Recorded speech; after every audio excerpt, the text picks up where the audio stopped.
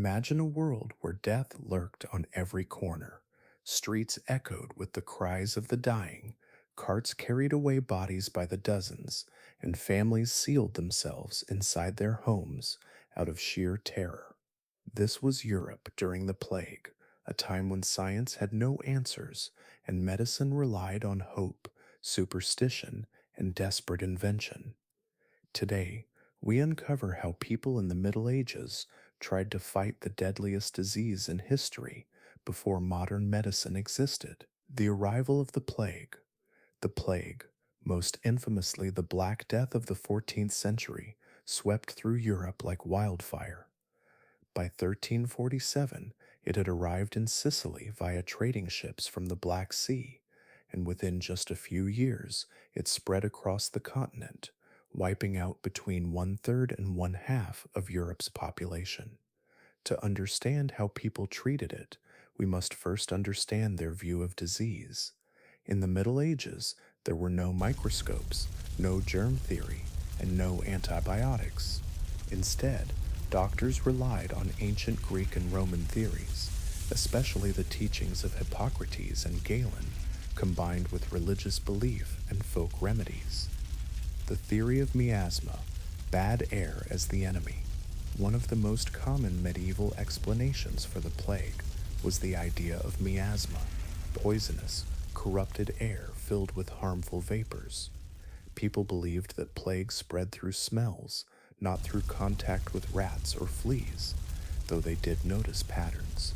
Treatments against miasma, perfumes and herbs. People carried posies of flowers, bundles of herbs like rosemary or lavender, and even strong-smelling spices. The famous plague doctor's mask with its long beak was stuffed with these herbs, acting as a kind of medieval air filter. Fires and smoke. In some cities, officials ordered bonfires to burn continuously, believing that the smoke would purify the air. Incense in churches.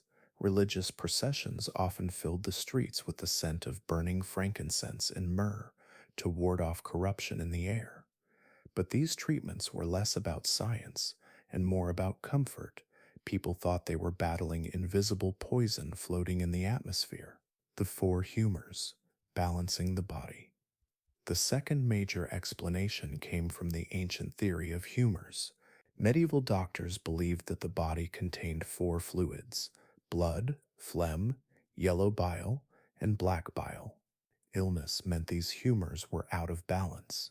Common treatments based on humors: bloodletting. Doctors or barbers cut veins or used leeches to drain blood, hoping to remove the bad fluid. Unfortunately, this weakened patients further. Purging. Patients were given strong laxatives or emetics to cleanse the stomach and bowels. Diets. Some physicians recommended special diets like avoiding hot food, wine, or heavy meats because they believed certain foods encouraged plague. A famous medical guide from Paris in 1348 even suggested avoiding baths because they opened pores, making people more vulnerable to miasma. Ironically, this probably made hygiene worse. Religious treatments, faith over medicine. For many, the plague was a punishment from God. Natural explanations seemed powerless against a disease that killed so quickly and so unpredictably. Faith-based responses, mass prayer gatherings, entire towns marched in processions, begging God for forgiveness. Ironically, these gatherings spread the disease even faster. Flagellants. Groups of men roamed Europe, whipping themselves in public to atone for humanity's sins, believing self-punishment would stop the plague. Holy relics and pilgrimages. People traveled to churches and cathedrals that held relics, like bones of saints, hoping for miraculous cures. Religious belief offered comfort, but it also encouraged blame. Many communities accused minorities, especially Jewish people, of poisoning wells or angering God. These accusations led to pogroms and massacres, a tragic reminder of how fear can turn into violence. Protective measures, medieval public health. Despite their limited understanding, medieval towns did try forms of prevention that surprisingly resembled modern public health practices. Quarantine. In Venice, incoming ships were kept offshore for 40 days, quarantigiorni, giving rise to the word quarantine. This often slowed outbreaks. Isolation of victims. Some cities forced plague victims into pest houses or locked families inside their homes. Painted crosses on doors warned others to stay away. Closing borders. Certain towns built walls or guarded gates to prevent outsiders from entering during outbreaks. While these measures were harsh, they were sometimes effective at slowing spread, though they rarely stopped it completely. Folk remedies and strange cures. Not all treatments came from doctors. Ordinary people turned to folk healers, wise women, and strange practices that reveal the desperation of the times. Amulets and charms. People wore charms inscribed with prayers, astrology symbols, or magical spells. Drinking potions. Some potions included ground up gems, arsenic, or mercury, deadly in themselves. Living with animals. A bizarre cure suggested keeping a live chicken next to a patient's sores, hoping the bird would draw out the disease. Avoiding bad smells.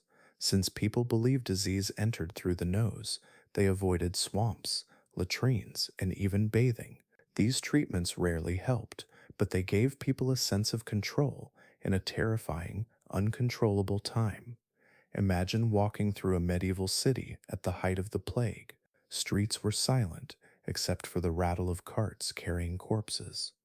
Doctors, dressed in strange bird like masks, moved cautiously from house to house.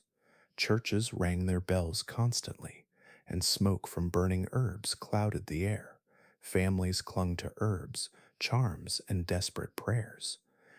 To them, medicine was not about science, it was about survival, ritual, and hope. Recurring plagues, Europe's ongoing nightmare. The Black Death was not a one time event. After the initial devastation of 1347, plague outbreaks returned in waves, striking cities like London, Paris, and Venice almost every decade for the next 3 centuries. Each outbreak looked slightly different. Sometimes it spread faster, sometimes slower, and sometimes it attacked different groups of people. But the psychological impact was always the same: fear, panic, and desperation. What changed over time were the responses. By the 15th and 16th centuries, governments, physicians, and ordinary people began experimenting with new methods of coping, methods that reveal the beginnings of public health as we know it today. The rise of quarantine systems. The single biggest advancement in plague response came from the practice of quarantine. Venice, in 1377, Venice established one of the first organized quarantine laws, requiring ships arriving from plague-affected regions to remain offshore for 40 days. Quarantine stations, lazarettos. By the 15th century, special buildings called lazarettos were constructed on islands near Venetian harbors. Travelers suspected of carrying plague were housed there before being allowed into the city. Other cities followed: Milan, Florence, and eventually cities across Europe copied the Venetian model. These systems weren't perfect. People often slipped through the cracks, but they laid the foundation for modern epidemiology and disease control. Plague doctors and their infamous outfits. By the 17th century, plague doctors had become a recognizable figure in European cities. Dressed in long robes, gloves, and the iconic beaked mask, they looked more like birds than healers. The beak mask, stuffed with herbs like mint, cloves, or camphor, the mask was designed to filter out bad air. While it didn't stop fleas or bacteria, it may have provided some protection from infected droplets. The cane. Doctors carried wooden canes, both to examine patients without touching them and to keep desperate crowds at bay. Symbol of fear. To ordinary people, the appearance of a plague doctor was terrifying.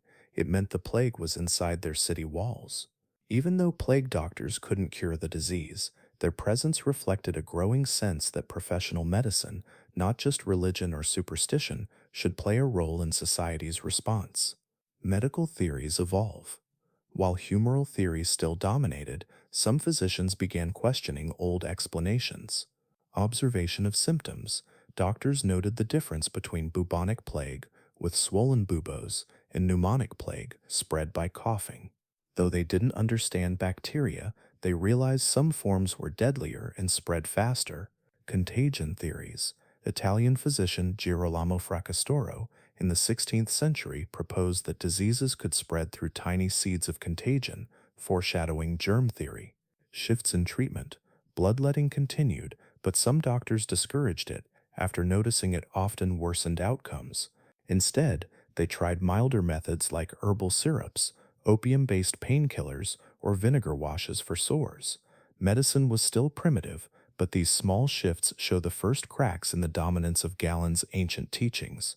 Government interventions, early public health boards. By the late Middle Ages, rulers realized that plague wasn't just a medical problem, it was a political and economic threat.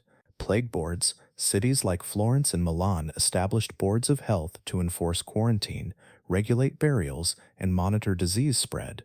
Citywide cleanups, authorities ordered the cleaning of streets, disposal of waste, and regulation of butchers and tanners, whose trades produced foul smells believed to cause disease. Border controls, some states closed borders entirely, stopping trade and travel for months during epidemics. These policies often harmed the poor most, families locked in their homes without food, traders unable to sell goods, but they also demonstrated a new idea that disease was a social problem requiring coordinated solutions. Folk and household remedies continue. Despite official measures, ordinary people still turned to home cures and folk traditions. Many remedies from the 15th to 17th centuries were colorful, strange, and sometimes downright dangerous. Vinegar and rosewater. People washed their hands and faces with vinegar or rosewater to strengthen their bodies against plague. Tobacco smoke. After the 16th century, smoking tobacco was believed to protect against plague. In London, children were even forced to smoke in schools during outbreaks. Alcohol as medicine. Drinking strong spirits like brandy was thought to ward off infection. Some even recommended bathing in wine. Amulets and astrology. People wore charms engraved with astrological symbols, hoping the stars could shield them. These cures reveal how belief and ritual remained just as important as logic and science for many medieval and early modern families. Social and cultural impact of treatments. Plague treatments weren't just about medicine. They reshaped entire societies. Segregation of the sick. Pest houses, lazarettos, and home isolation created deep divisions between healthy and sick. Economic collapse. Quarantines often destroyed trade and livelihoods, leading to famine and unrest. Fear and blame. Just as in the Black Death, minorities like Jews, foreigners, or travelers were often scapegoated. Religious shifts. While some clung more tightly to the church, others grew disillusioned, paving the way for new ideas in the Renaissance and Reformation. Every treatment, whether successful or not, shaped how people thought about health, authority, and responsibility. The slow march toward modern medicine. By the 17th century, Europe had endured more than 300 years of plague outbreaks. Although no true cure existed, the experience transformed medicine.